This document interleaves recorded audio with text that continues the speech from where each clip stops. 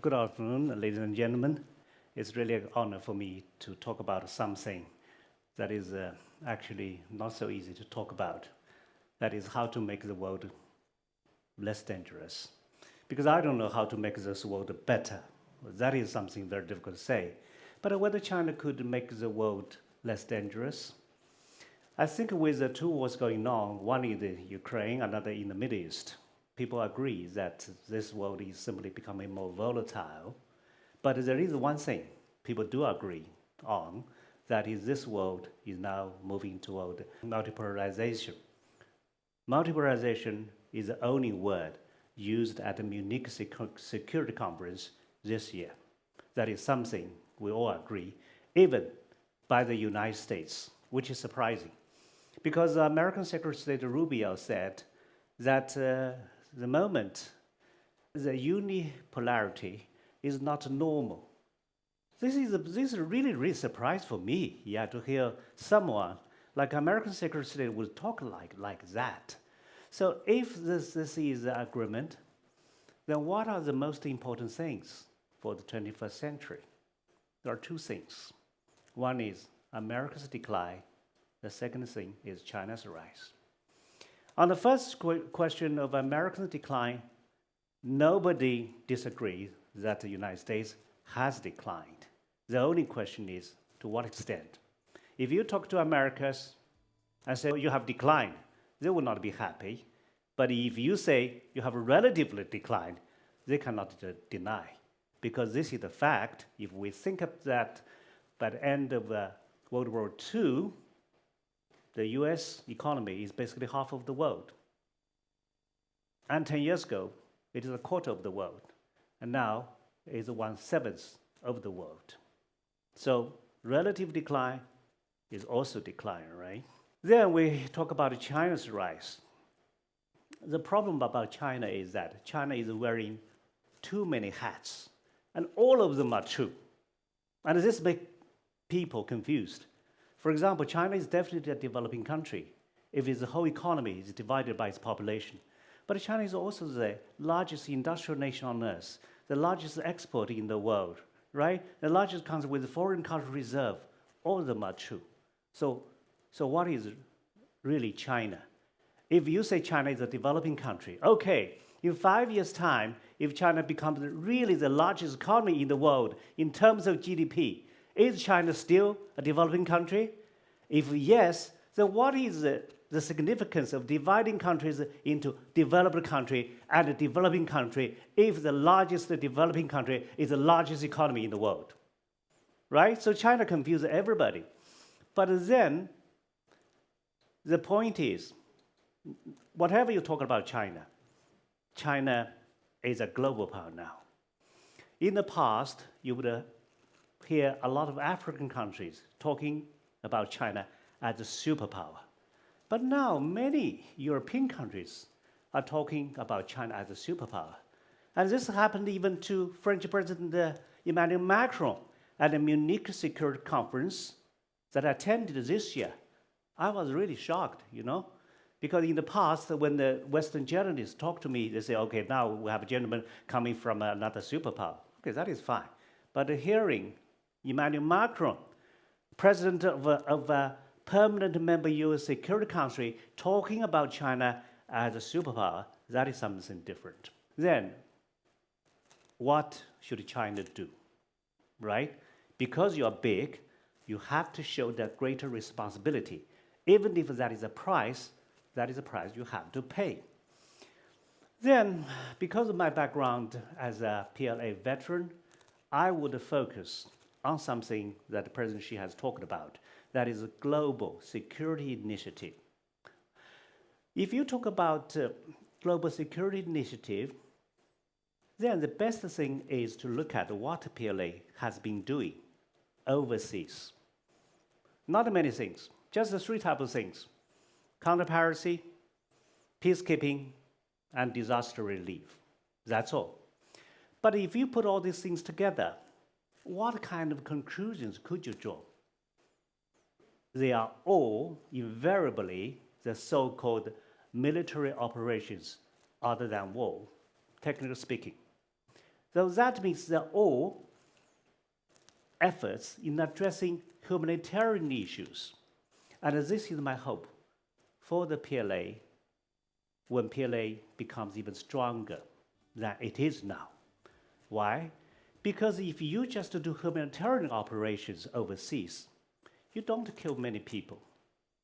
Yeah, actually, PLA has not been killing anyone ever since 1979 overseas, right? So that means what we have been doing is just to help other people, to play the role of a good Samaritan according to Bible. So if you help other people without killing people, then you are making this world less dangerous. Look at the United States. How many wars did they launch, even after the Cold War? And not all the wars are considered to be legitimate, even by Americans themselves, right? And these people cost us so many lives, so many resources, and this is not what China should do. You just do efforts in humanitarian to help people. So this is my best wish for my country, for the PLA in the future. The second thing is PLA should never, or China should never seek spheres of influence. People always make mistakes on two things. One is influence. Another is sphere of influence. They sound similar, but they are different. Yeah? Everybody knows what is influence. But a sphere of influence is an area in which you try to use your dominant force to control others. This is not something that China really wants. Why? Because China's influence is already global.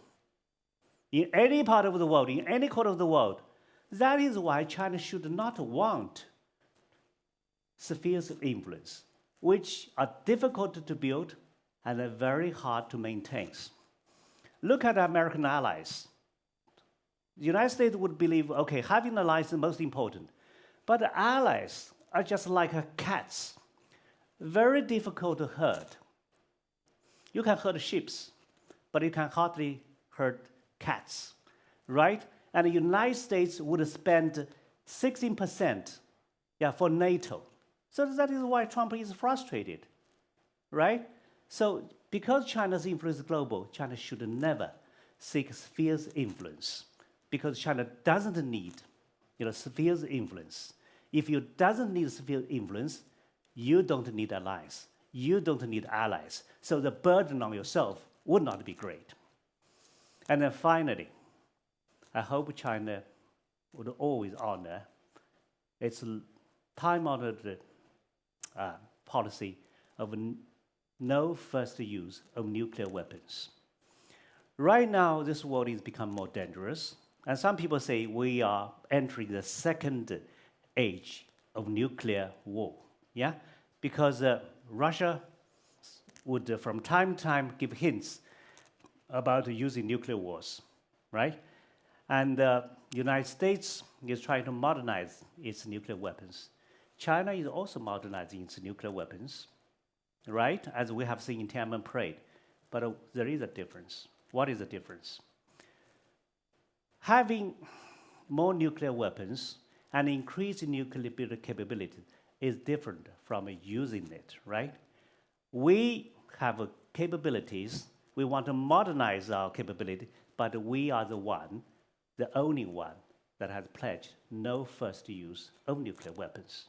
So that is why I said, when I was giving live comment at Tiananmen Parade in the CGTN, that when Donald Trump say, okay, the United States, Russia, and China should sit together to talk about nuclear disarmament, it's not possible.